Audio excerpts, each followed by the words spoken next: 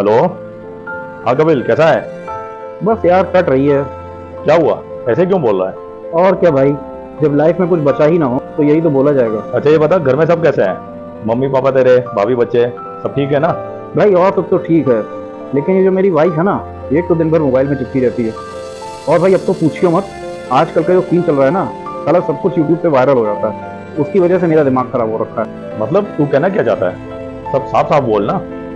भाई साफ साफ बोलने में ही तो डर लग रहा है, लेकिन भाई अब तो पूछ रहा है तो बताता हूँ। आखिर किसी को तो बताऊंगा ना। तू बोल ना, रोका किसने? देख भाई, आजकल यूट्यूब पे एक तो कुछ भी अच्छा देखने को मिलता नहीं। अच्छे अच्छे चैनल जैसे भी मैंने देखा था एक, हाँ क्या नाम है उसका, बोलती कहानियाँ, नखलौए नवाब, ये बेचारे यूट्यूबर्स इतना अच्छा अच्छा कंटेंट बनाते हैं, पर भाई आजकल कोई इनका जो वीडियो है वो कोई देखता नहीं। ऐसा लगता है जैसे आजकल सब पागल हो गए हैं। अरे भाई तू साफ साफ बता ना, बात क्या है?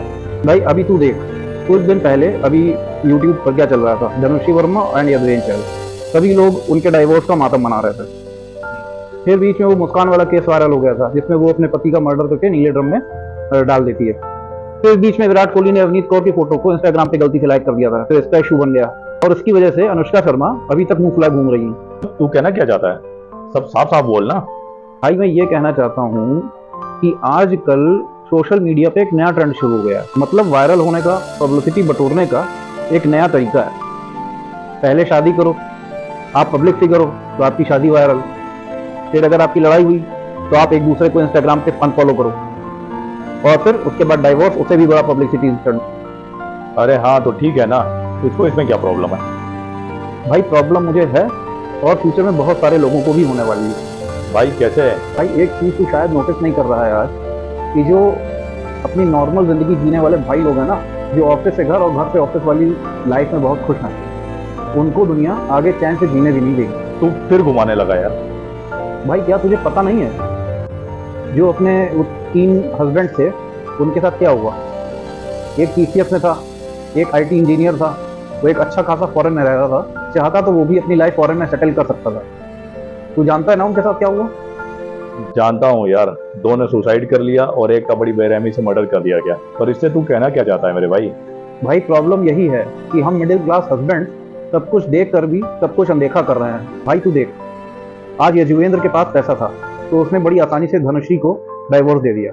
मान ले वो इतना रिसोर्सफुल ना होता, तब क्या वो इतनी आसानी से धनुषी को डाइवोर्स दे पाता? अगर एक नॉर्मल हस्बैंड के लिए भी इतना आसान होता, तो बैक टू बैक जो 3 लोग मरे हैं, जो सिर्फ अपनी लाइफ को नॉर्मली जी लेना चाहते थे और बहुत ज्यादा उन्होंने अपनी लाइफ से कुछ नहीं मांगा था, वो आज जीवित होते, अगर ये कानून उनके लिए भी आसान होता। यार ये गवर्नमेंट को कुछ सोचना चाहिए, कुछ ठोस कदम उठाने चाहिए इस दिशा में, जिससे कोई भी कानून का मिसयूज ना कर सके और सबको न्याय मिल सके। भाई बात तो तू सही कह रहा है, बट नॉर्मल पब्लिक की और हम हस्बैंड्स की सुनेगा आखिर कौन? अभी सड़क पर लड़की को कुछ हो जाए तो सब दौड़ पड़ते हैं, और आदमी को कुछ हो जाए तो कोई नहीं दौड़ता, और ये बात सारे आदमी भी जानते हैं। भाई आजकल यही सब यूट्यूब पर ट्रेंडिंग है, यजुवेंद्र चहल, धनुषी वर्मा, विराट कोहली, ड्रम वाला मर्डर केस। तो ये बता, अगर आज का समाज ये सब देखेगा तो ये किस दिशा में जाएगा? वो भी तब जब गुनहगारों के खिलाफ कोई ठोस कार्रवाई नहीं होगी। मतलब पुलिस ने उस लड़की के किराए के घर से लाश भी बरामद कर ली, उन दोनों हस्बैंड ने फांसी लगा ली। इन तीनों केसेस में एक बसी बसाई फैमिली उजड़ गई। इसमें जो दोषी है उसको अगर सजा नहीं मिलेगी, और आजकल यही सब चीजें आजकल की वाइफ्स देख रही हैं, तो इससे प्रॉब्लम्स बढ़ेंगी या इससे प्रॉब्लम्स कम होंगी? और भाई न्याय की उम्मीद तो आप बिल्कुल ही मत करिए। आगे आने वाले समय में क्या होगा, लोग शादी ना करना ही सबसे बेस्ट सॉल्यूशन मानेंगे। मुझे ये समझ में नहीं आता कि अगर 2 लोग साथ में नहीं रहना चाहते हैं, इसमें वो आपसी रूप से सहमत भी हैं, तो इसमें कानून को क्या दिक्कत हो सकती है? क्यों हस्बैंड्स के लिए वही चीज इतनी कठिन है कि वाइफ उसका मिसयूज कर रही है और समाज तमाशा देख रहा है? ठीक है, मैंने माना आजकल सब कुछ सही नहीं चल रहा है, पर इससे तेरी पर्सनल लाइफ कैसे खराब हो रही है भाई? भाई मैं भी बाप हूँ, मुझे भी भगवान ने 3 लड़के दिए हैं, लेकिन यार आगे आने वाले समय में चीजें इतनी खराब होती जा रही हैं कि मुझे तो लगता है कि आगे अगर किसी माँ बाप के लड़का भी हो गया ना, तो यही मानेंगे कि हाय मेरे लड़का क्यों हो गया। भाई मैं तो सिर्फ ये जानता हूँ कि हमारे देश में सबसे बड़ी मुसीबत की जड़ ये हमारे देश की कानून व्यवस्था है, और उससे भी ज्यादा भाई उस कानून व्यवस्था को चलाने वाले लोग। कानून एक हथियार है, और जिनको इस हथियार का उपयोग करना आ गया, वो लोग इसका सदुपयोग तो नहीं करते, बल्कि उसका दुरुपयोग ही कर रहे हैं निर्दोष लोगों के खिलाफ, उनको जीते जी मारने के लिए। भाई ये तो तूने प्रॉब्लम्स बताई, पर इस प्रॉब्लम का सॉल्यूशन भी तो बता। तुझे लगता है इन बातों का कोई सॉल्यूशन है? हाँ भाई हाँ, और प्रॉब्लम ये है ना कि अगर लोग सॉल्यूशन पे फोकस करेंगे तो उनकी कमाई बंद हो जाएगी। फिर भी चल मैं बताता हूँ, प्रॉब्लम अधिकतर इसलिए होती है क्योंकि लड़का अपने घर में अपने माँ बाप के संग रहता है। लड़की चाहती है कि जैसे वो अपना घर छोड़ के आई है उसी तरीके से हस्बैंड भी अपना घर छोड़ दे, क्योंकि उसको हस्बैंड की फैमिली के साथ एडजस्ट नहीं करना होता। सबकी नहीं, पर आजकल की अधिकतर पत्नियां न्यूक्लियर फैमिली ही चाहती हैं। वो चाहती हैं आज़ाद रहना, इससे उनको ना कोई रोक सके ना टोक सके, और शादी भी एक्चुअली वो इसीलिए करती हैं। बट भाई ये भी कोई प्रॉब्लम नहीं है। सबसे बड़ी प्रॉब्लम तो लड़कियों के घर वालों की है, जो गलत बात में भी उनको सपोर्ट करते हैं। कभी कभी तो लड़की का कोई पुराना बॉयफ्रेंड ही उसकी लाइफ में दोबारा आ जाता है उसकी मदद करने। और सबसे बड़ी दुख की बात तो ये है कि ये भी उस लड़की को गलत नहीं लगता। हस्बैंड करे तो क्या करे। मैं यहाँ उन हस्बैंड को भी ब्लेम कर रहा हूँ जो एक अच्छी वाइफ मिलने के बावजूद भी एक्स्ट्रा मैरिटल अफेयर्स करते हैं। अच्छा मान लो अब हस्बैंड या वाइफ दोनों में से कोई एक गलत, तो कानून को सही इंसान को न्याय दिलाना चाहिए। असली प्रॉब्लम यहीं से शुरू होती है। मतलब अगर वाइफ सही है तो कानून तो उसके साथ है ही, साथ में उसके साथ पूरा समाज भी है। लेकिन अगर हस्बैंड सही है और वाइफ गलत है तो उसके साथ ना तो समाज है, ना उसके दोस्त हैं, ना रिश्तेदार हैं। और भाई मान ले कि अगर उसके पास यजुवेंद्र चहल की तरह इतना पैसा भी नहीं है तो भाई उसके साथ तो कानून भी नहीं है। तो बेचारा मदद मांगे तो किससे मांगे।